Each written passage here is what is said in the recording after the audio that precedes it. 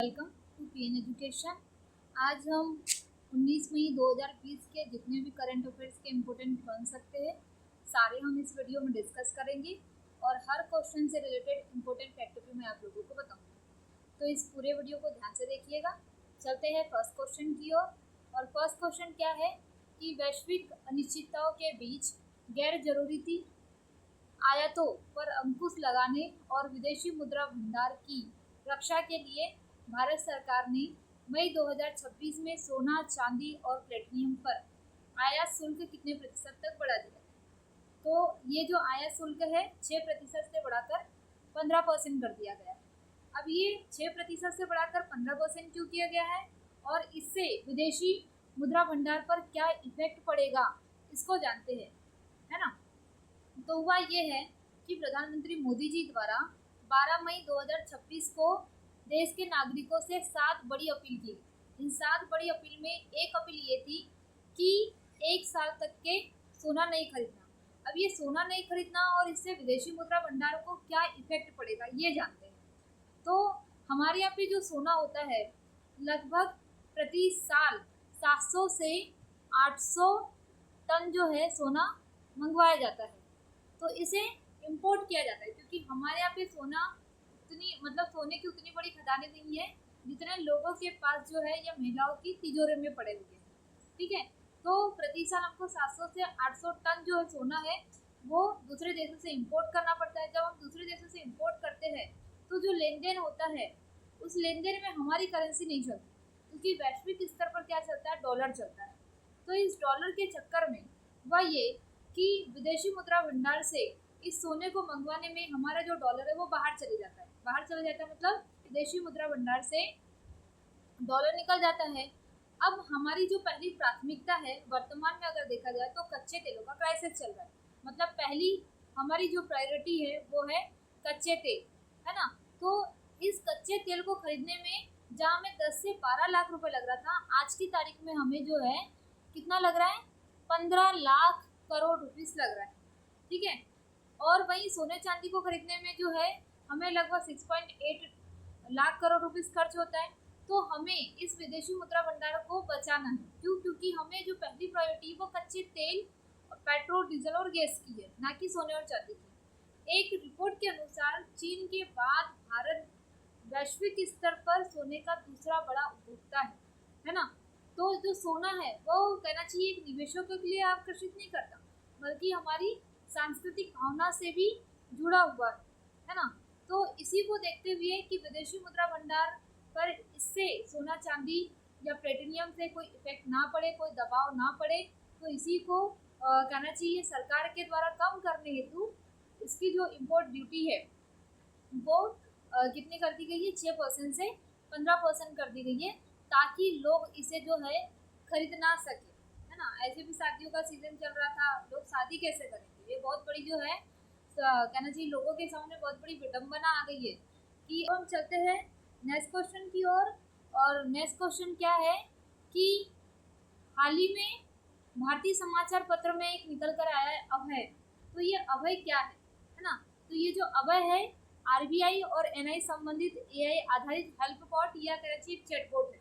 अब ये चैटबॉट करता क्या है इसको जानते हैं और इसे एनआई ने क्यों कहना चाहिए लॉन्च किया है इसके बारे में जानते हैं। तो ये जो है क्योंकि वैश्विक स्तर पर और भारत में अगर देखा जाए अब सब चीज़ जो है ऑनलाइन होते जा रहा है। सब चीज़ जब ऑनलाइन होते जाएगा तो हमारे जो साइबर क्राइम है वो बढ़ते जाएगा। तो इस साइबर क्राइम की दुनिया में बढ़ते डिजिटल अरेस्ट और साइबर ठगी के जो मामले हैं लगातार जो है बढ़ते जा रहे हैं। इस लगातार बढ़ते जाने वाले मामले क्योंकि आप अगर देखोगे तो हमें जो है संदिग्ध रूप से इंफॉर्मेशन आ जाती है और हमें ये पूछा जाता है कि आपका ईमेल बताइए, आपका फ़ोन नंबर बताइए। मैसेज के थ्रू जो है हमसे कोई पासवर्ड वगैरह पूछा जाता है।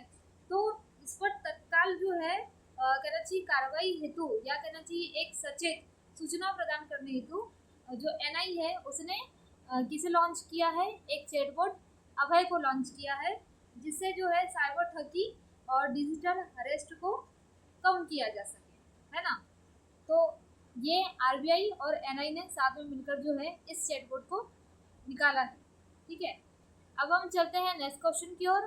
और नेक्स्ट क्वेश्चन क्या है कि मई 2026 में प्रधानमंत्री मोदी की नॉर्वे यात्रा, भारतीय प्रधानमंत्री की नॉर्वे की कितने वर्ष बाद ये पहली द्विपक्षीय यात्रा है ना। तो ये जो प्रधानमंत्री मोदी जी है, और ये बोला जा रहा है कि मतलब कितने साल बाद भारतीय प्रधानमंत्री नॉर्वे की यात्रा पर गए हैं।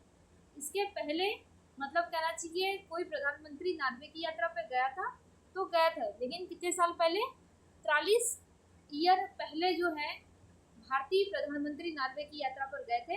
और अभी हाल ही में जो प्रधानमंत्री मोदी जी है वो नॉर्वे की यात्रा पर गए हुए। हाल ही में जो प्रधानमंत्री मोदी जी है वो 6 देश की विदेश यात्रा पर है ना। इसके पहले हमने यूएई का बता दिया, स्वीडन का बता दिया, अब नॉर्वे की यात्रा पर गए हुए हैं। क्योंकि नॉर्वे में जो है कहना चाहिए तीसरा भारत नार्डिक शिखर सम्मेलन चल रहा है, तो उसी का दौरा करने के लिए जो प्रधानमंत्री मोदी जी गए। अब प्रधानमंत्री मोदी जी जब गए तो नॉर्वे की जो प्रधानमंत्री जी है ना, क्योंकि वहाँ की जो प्रधानमंत्री ऑब्वियसली नाम पूछा भी जाता है क्वेश्चंस में, तो हमारे के प्रधानमंत्री मोदी और नॉर्वे के जो पीएम है वो है जोनास गहर स्टोर। इसको थोड़ा नाम याद रखिएगा कि भाई नॉर्वे में स्टोर करने के लिए जो है, किसका स्टोर करने के लिए, तो वैश्विक ऊर्जा का, है ना। ऊर्जा संकट ही उत्पन्न हो रहा है तो वैश्विक ऊर्जा का कहना चाहिए स्टोर करने के लिए गए हुए थे। तो आप इससे मतलब याद रख सकते हैं कि नॉर्वे की जो पीएम है वो है जोनास गहर स्टोर। अब ये भारत मतलब मोदी जी जो है तीसरे भारत नार्डिक शिखर सम्मेलन में भाग लिए। तो नॉर्वे के प्रधानमंत्री मतलब नॉर्वे और भारत के बीच में कुछ रणनीतिक समझौते तो हुए होंगे,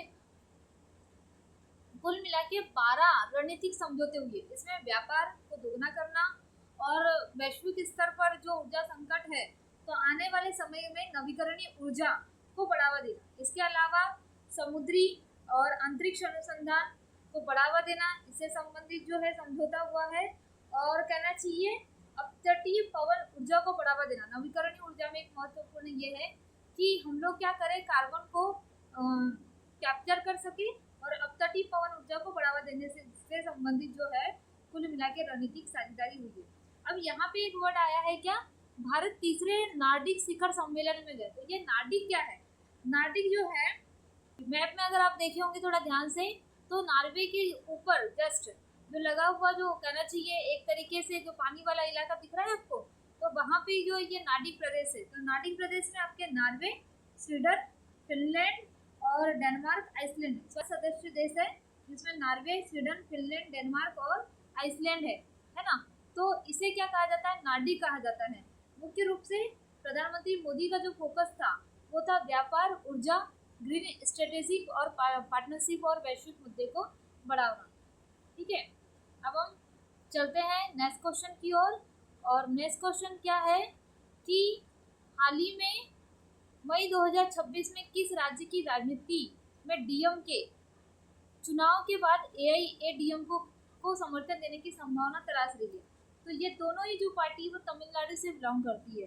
अब हुआ ये है कि मतलब कहना चाहिए तमिलनाडु में एक नई सरकार बनी। नई सरकार का मतलब एक नई पार्टी की सरकार बनी है, जिसमें आप जानते ही है हीरो का मतलब कहना चाहिए तलपति विजय, है ना। तो ये तमिलनाडु के एक एक्टर्स है जिन्होंने अपनी एक अलग खुद की पार्टी बनाई, टीवी की, तमलिंगा वेत्री कसगम, है ना। इनकी पार्टी का नाम है टीवीके, टीवीएस गाड़ी, है ना। तो उसी से हम याद रख सकते हैं कि इनकी पार्टी का नाम टीवीके है, तमलिंगा वेत्री कसगम। और इन्होंने अपनी पार्टी का बहुमत प्राप्त करते हुए जो है कुल मिला के तमिलनाडु में एक नई पार्टी का गठन करते हुए नए सीएम के रूप में जो है शपथ ली है। अब हुआ ये है कि कहना चाहिए तमिलनाडु की जो कुल विधानसभा सीटें है वो है 234। अब ये 234 सीट के लिए कुल बहुमत चाहिए आपको 118, कितना 118। लेकिन टीवी के जो तलपति विजय है उनकी पार्टी ने जीती थी 108 सीट, है ना। और डीएमके ने जीती थी आपकी, कुल मिला के डीएमके और कांग्रेस गठबंधन में थी तो उन्हें 73 जो है सीट जीती थी। और इसके अलावा एआईएडीएमके जो बीजेपी के साथ लड़ी थी गठबंधन में, इनने कुल 53 सीट जीती थी, है ना। तो अब हुआ ये कि दोनों जो है बहुमत प्राप्त नहीं है, क्योंकि ये सबसे पुरानी पार्टी है डीएमके और एआईएडीएमके। तो एक नई पार्टी जो तलपति विजय की टीवीके ने मतलब कुल मिला के पूर्ण रूप से तो बहुमत प्राप्त नहीं किया, लेकिन अगर देखा जाए तो केवल 10 ही सीट बची हुई थी जिसके लिए उन्हें पूर्ण बहुमत की आवश्यकता थी, है ना। तो पहले जो डीएमके पार्टी थी, उसने टीवी की पार्टी को समर्थन दिया था, लेकिन उन्होंने ये सोचा कि अगर हम इस नई पार्टी के कहना चाहिए कि व्यक्ति को सीएम बनाते हैं तो नई ताकत को सत्ता में हम आने से नहीं रोक सकते। लेकिन क्या करा डीएमके ने, टीवीके का साथ छोड़ते हुए डीएमके ने एआईएडीएमके को समर्थन प्रदान करते हुए सोचा कि हम लोग गठबंधन की सरकार बनाते हैं ताकि हम नई ताकत को सत्ता में आने से रोक दे। भाई नया व्यक्ति आएगा, नए नए विचार आएंगे, नई नई विचारधारा आएगी तो विकास होगा, है ना। तो कुल मिला के तमिलनाडु में एक कहना चाहिए त्रिपुंस विधानसभा का निर्माण हो चुका है, मतलब किसी भी पार्टी को पूर्ण रूप से समर्थन प्राप्त नहीं हुआ है ना, अगर हम लोग ऐसा देख सकते हैं। ठीक है, अब हम चलते हैं नेक्स्ट क्वेश्चन की ओर।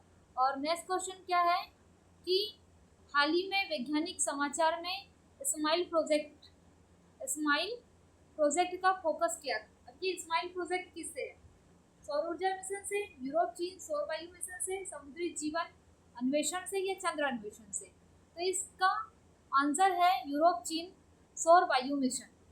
कुल मिला के यूरोप की जो कहना चाहिए अंतरिक्ष एजेंसी है और चीन की जो अंतरिक्ष एजेंसी है वो मिलकर कहना चाहिए सूर्य में उठने वाले तूफान का और एक्स किरण और इसके अलावा वहाँ की जो अल्ट्रावायलेट किरणें हैं इस पर शोध कर रही है ना। इसलिए इन्होंने एक स्माइल प्रोजेक्ट लॉन्च किया है। इस स्माइल प्रोजेक्ट के थ्रू वो क्या करेंगे, सूर्य से आने वाली तूफान, सौर हवाएं और पृथ्वी की चुंबकीय क्षेत्र के बीच होने वाली पारस्परिक क्रियाओं का अध्ययन करेंगे। और इसके अलावा एक्सरे किरणें और जो अल्ट्रावायलेट किरणें हैं, है ना, इसकी तस्वीर जो है उस स्माइल प्रोजेक्ट के थ्रू जो है कहना चाहिए वैज्ञानिकों को प्रदान होगी, है ना।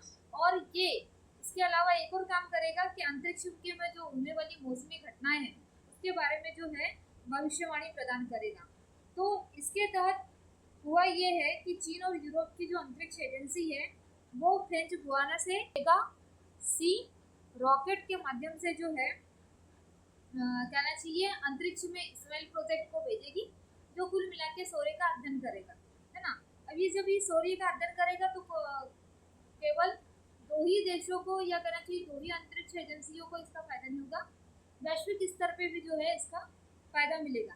अच्छा, तो भारत में अभी तक कहना चाहिए सूर्य से संबंधित मिशन भेजे गए हैं, तो हाँ भेजे गए। पहला जो मिशन था वो आदित्य L1 था जो कि 2023 में भेजा गया था और ये सूर्य के बाहरी वातावरण जो कोरोना परत है उसका अध्ययन करने के लिए इसे भेजा गया था। इसके अलावा जो प्रोब मिशन था यूरोप की अंतरिक्ष एजेंसी और इसरो ने मिलकर जो है PSLV 59 से, किससे, क्योंकि ये क्वेश्चन पूछा भी गया था ना, PSLV 59 से जो है प्रोब मिशन भेजा गया था। इसरो और यूरोप की जो कहना चाहिए अंतरिक्ष एजेंसी है दोनों ने संयुक्त होकर सूर्य से संबंधित एक मिशन भेजा था, प्रोब मिशन, जो सूर्य की कोरोना परत का अध्ययन करने वाला था। ठीक है, और किससे गया था ये PSLV 51 से। और ये जो ऑप्शन है यहाँ पे जो स्माइल प्रोजेक्ट है उसका जो आंसर है वो है बी, है ना। अब मुझे आप कमेंट बॉक्स में बताइएगा कि भारत गगनयान मिशन को किस वर्ष में लॉन्च करना चाहता है और गगनयान मिशन के थ्रू अंतरिक्ष स्टेशन पर जाने वाले पहले भारतीय कौन थे। ठीक है, तो ये था आज का हमारा वीडियो। आपको हमारा वीडियो कैसा लगा प्लीज़ कमेंट बॉक्स में ज़रूर बताएं। और अभी तक आपने हमारे PN एजुकेशन चैनल को सब्सक्राइब नहीं किया तो प्लीज़ इसे सब्सक्राइब जरूर कर लीजिए। निश्चित ही आपको इस चैनल के माध्यम से हेल्प जरूर मिलेगी।